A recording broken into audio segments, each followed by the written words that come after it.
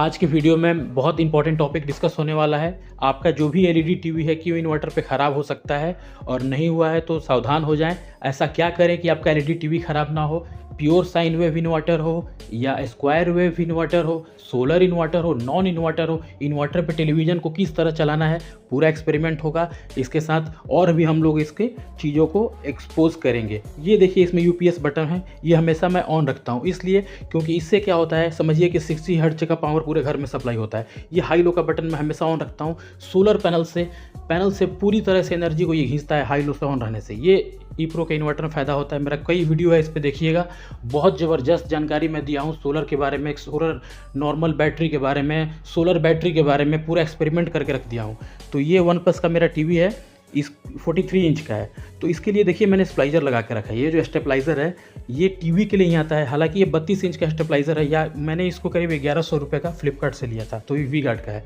तो ये 32 इंच की टीवी के लिए स्टेबलाइज़र बना हुआ है, लेकिन मैं इस पर अपना 43 इंच का चला रहा हूँ, कोई दिक्कत नहीं है।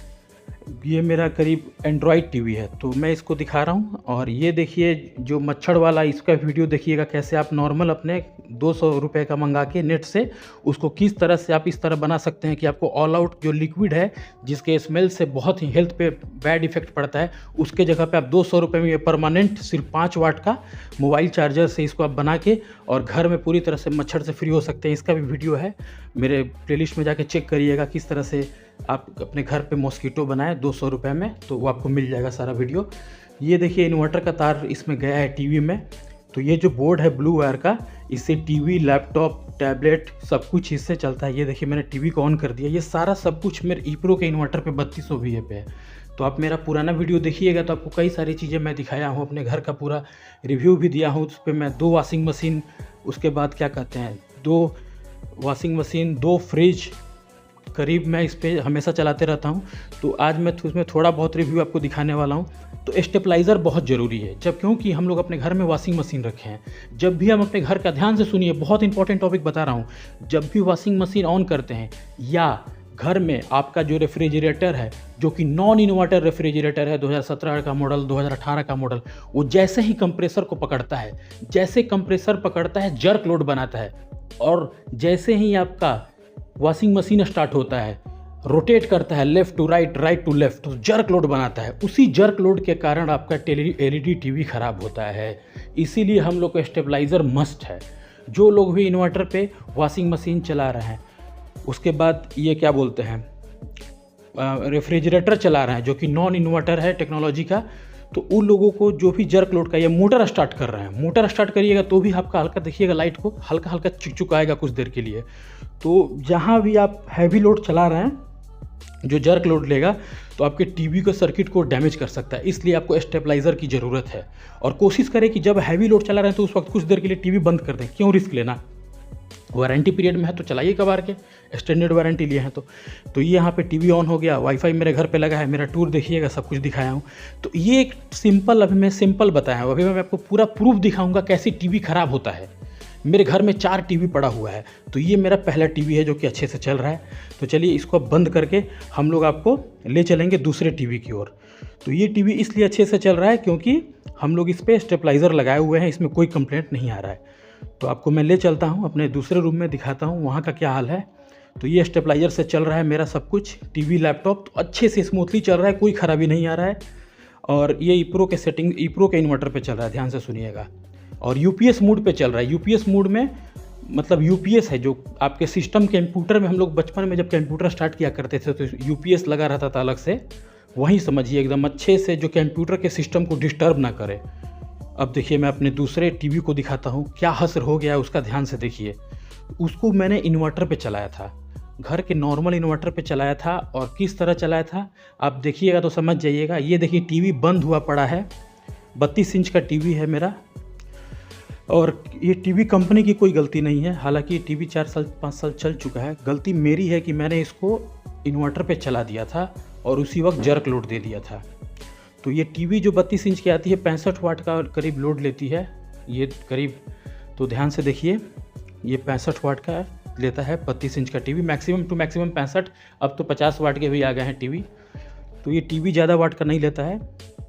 ये टीवी देखिए ख़राब हो गया है जर्क लोड के चलते। क्योंकि इसको मैंने जब चलाया था तो उसी टाइम हैवी लोड जब चला दिए थे, जर्क लोड के चलते टीवी में प्रॉब्लम आ गया। तो ये रखा हूँ। वैसे भी टीवी अब कोई देखता नहीं है, सब लोग, बच्चा लोग अपना पढ़ाई लिखाई मेरा करता है सब। अब चलिए दूसरे की तरफ ले चलता हूँ। ये दूसरा टीवी हो गया मेरा। अब मैं आपको आगे बढ़ता हूँ अपने घर में। तो ये देखिए, मैं आपको दिखाता हूँ, ये मेरा ट्रेडमिल है। इसको मैं ग्रिड से चलाता हूँ। मैं चाहूँ तो इसको नहीं, शायद ये ना चले, ये 3 किलोवाट का है। तो इसको अभी तक मैंने इन्वर्टर से ट्राई नहीं किया है, लेकिन कभी कहिएगा तो मैं रिव्यू में बता दूंगा। तो इसको मैंने ग्रिड से कनेक्शन किया हुआ है, लाइन से। लाइन का कुछ तो यूज़ होना चाहिए। गीजर हो गया और ये ट्रेडमिल हेल्थ के लिए, और गीज़र, ये सिर्फ मेरा यूज़ घर में लाइन का होता है। तो अगर हम ग्रिड का कनेक्शन लिए तो कम से कम रोज़ 1 यूनिट तो उठना ही चाहिए, 2 यूनिट। ऐसा नहीं है कि ग्रिड को पूरी तरह कबार के फेंक दें। ये मेरा नॉर्मल 2 ठो इन्वर्टर है, जो कि गर्मियों में कूलर वगैरह चलाया करता था एक्स्ट्रा घर का। तो ये बंद पड़ रहा है अभी ठंडे में, एकदम बिल्कुल समझ ही में नहीं आ रहा है क्या करूं। तो इसका भी वीडियो मैं बहुत जल्द बनाऊंगा। अभी मैं इसको यूज़ में लेने वाला हूं, दिखाऊंगा आपको इस तरह इसका यूज़ मैं किस तरह से करूं। मेरे पास 2 एक्स्ट्रा बैटरी समझ लीजिए कि अभी खड़ी है, क्योंकि इस वक्त तो लोड ठंडी में है ही नहीं। नीचे जो 4 बैटरी पड़ी हैं, 2 बैटरी के इन्वर्टर, मैंने 4 बैटरी लगाया था। ये मेरा इप्रो का 24 वोल्ट का इन्वर्टर है। ये 2 बैटरी का सेटअप है और इस पर मैंने पैरेलल करके 4 बैटरी लगाया था, और बहुत अच्छा इसका रिस्पांस मुझे देखने को मिला। ग्रिड का तो यूज़ ही नहीं करता है। 2600 वाट के पैनल के स्टैंड को मैंने इस तरह से बनाया है कि गर्मी में भी ज़्यादा एफिशिएंसी निकालेगा, ठंडे में भी ज़्यादा एफिशिएंसी निकालेगा। हाइब्रिड सोलर स्टैंड के नाम से मेरा वीडियो है, मेरे प्लेलिस्ट में जाके चेक करिएगा। इस तरह का मैंने स्टैंड बनाया है कि कोई भी मौसम हो, वो पूरा एनर्जी सोलर पैनल जितना हो उसका क्षमता है खींचता है। हालांकि ईस्ट वेस्ट का अभी उस पर मैंने रिसर्च नहीं किया है, उतना मेरा दिमाग नहीं है कि मैं ईस्ट वेस्ट भी अपना सोलर पैनल को ऑटोमेटिक सूर्यमुखी के पौधे की तरह मोड़ दूं। लेकिन जितना मुझसे हो सका है अपने दिमाग का यूज़ करके मैंने सोलर पैनल का स्टैंड बनाया है। ये देखिए, ग्रिड का कनेक्शन हमेशा मेरा बंद रहता है। ऊपर एसी का है, बंद है। ये ग्रिड का हमेशा रेड वाला गिरा रहता है। सुबह में मैं इसको स्टार्ट करता हूँ करीब 5 से करीब, ये देखिए सब निकाला गया है ग्रिड का लाइन। ये जब स्टार्ट करना होता है गीजर, तो ये रेड वाला उठा देता हूँ और इसको अंदर खोस देता हूँ। उसके बाद घर में जो गीज़र है 2 ठो लगे हैं, ऑन हो जाते हैं। तो बस सुबह में गीज़र, और शाम को नहाना होता है तो बस गीज़र ऑन होता है 10 मिनट के लिए, 5 मिनट के लिए, नहीं तो ग्रिड का काम ख़त्म। अभी एक और चीज़ आपको मैं बता देता हूँ, जब बहुत ठंडा आ जाएगा ना, बहुत घना ठंडा पूरी तरह से, तो एफिशिएंसी भी कम होने लगेगी। धीरे धीरे जनरेशन भी पैनल कम बनाएगा, लेकिन घर का लोड भी कम हो जाएगा। अब क्या क्या कंपलसरी लोड है जिसको आप बंद नहीं कर सकते हैं, ये मैटर करता है। जैसे कि आरओ, घर में जो आपको आरओ लगा है, वो आपका गर्मी हो चाहे ठंडा हो, वो आपको चलाना ही चलाना है। वाटर पंप, पानी का पंप, ये देखिए मैंने स्टार्ट कर दिया। अब चाहे गर्मी हो चाहे ठंडा हो, देखिए स्टार्ट हो गया है। 1 HP का पंप लगा है, 217 वोल्ट ले रहा है, और ये मेरा चल रहा था, क्या बोलते हैं, इन्वर्टर से। आप देख ही लिए 11.4 वोल्ट से नीचे नहीं जाता है अगर मैं अपना मोटर को भी ऑन कर दूं। लेकिन ये मैंने गलती किया, मजबूरी में ही मोटर को, हैवी लोड को अपने ट्यूबलर बैटरी पे चलाना चाहिए। तो 1 मिनट के लिए चलाया, कोई दिक्कत नहीं है। लेकिन कोशिश करिए कि धूप जब मिले ना आपको, भले 20 एम्पियर ही मिले, ज़्यादा नहीं मिले, 20 एम्पियर ही, 24 वोल्ट के इन्वर्टर का 20 एम्पियर अगर आपको मिल रहा है, 500 वाट, तो आप आराम से उसको अपने समरसेबल को स्टार्ट कर सकते हैं। देखिए ये टीवी भी बंद हो गया है कुछ दिन पहले। रेड बटन देखिए, इसका रेड जल रहा है, इसमें ब्लिंक कर रहा है लाइट। बाकी मैं सारा बटन दबा रहा हूँ, ये ऑन नहीं हो रहा है। ये किसके चलते हुआ है? इस पर मैंने स्टेबलाइज़र नहीं लगाया था। उसके बाद घर का वॉशिंग मशीन चल रहा था, टीवी को ऑन कर दिया था तो टीवी चला गया। तो समझिए मेरी बातों को, मैं क्या कहना चाह रहा हूँ।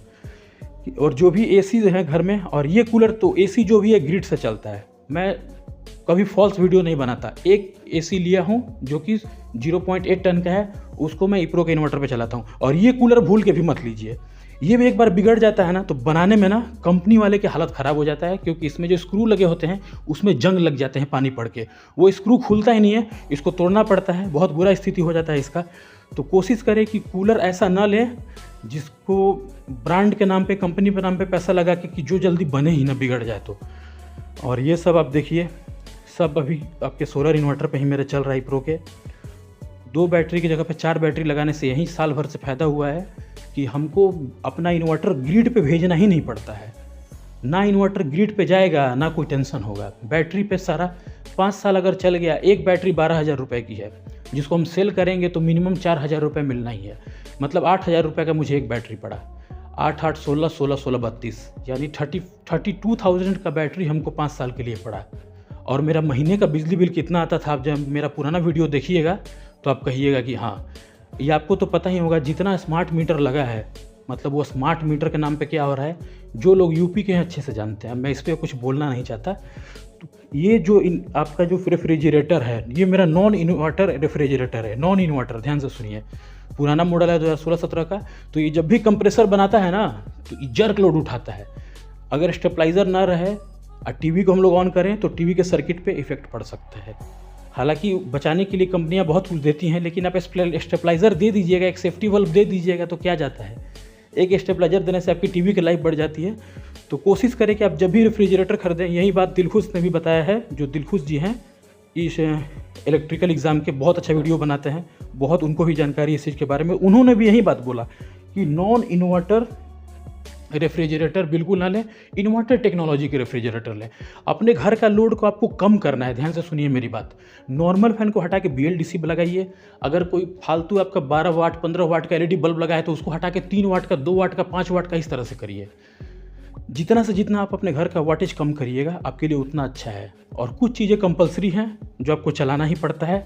अब ये मेरा टीवी है, इसके लिए देखिए मैंने स्टेबलाइज़र लगाया है, तो ये स्टेबलाइज़र से अच्छे से रन कर जाता है। तो जिस टीवी पे मैंने स्टेबलाइज़र लगाया उस पर कोई ख़राबी नहीं आया, और जिस LED टीवी पे मैंने स्टेबलाइज़र नहीं लगाया उसका बैंड बज गया।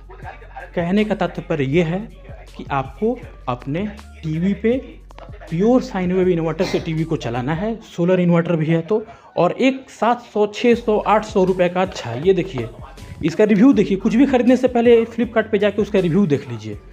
ये 32 इंच का ही टीवी का है, तो इसको भी मैंने फ्लिपकार्ट से लिया था, करीब 800 कुछ समथिंग रुपये का था ये उस टाइम। ये मेरे टीवी को बचा रहा है, कोई टेंशन नहीं है। जब मैं इसको ऑन करता हूँ ना, तो इसमें एक रेड इंडिकेटर रहता है, ऑन हो जाता है, और कुछ देर के बाद ना ग्रीन इंडिकेटर ऑन होता है। तो इससे पता चलता है कि मेरा टीवी सेफ जोन में है। तो ये बहुत बड़ा चीज़ है। अभी ये जो प्लग है, इसको मैं दूसरे में अभी लगा देता हूँ। ये जो इसमें नॉर्मल प्लग लगा है, देखिए इनपुट में रेड बटन जल रहा है, आउटपुट में भी करंट नहीं आया। मैंने प्लग को दूसरे में लगा दिया, आउटपुट में देखिए ग्रीन बटन जल गया, ग्रीन इंडिकेटर जल गया। अब टीवी के अंदर लाइन जाएगा। समझिए किस तरह से आपके टेलीविज़न को बचाता है स्टेबलाइज़र। ये टेलीविज़न स्टार्ट हो गया। तो जय हिंद, जय भारत।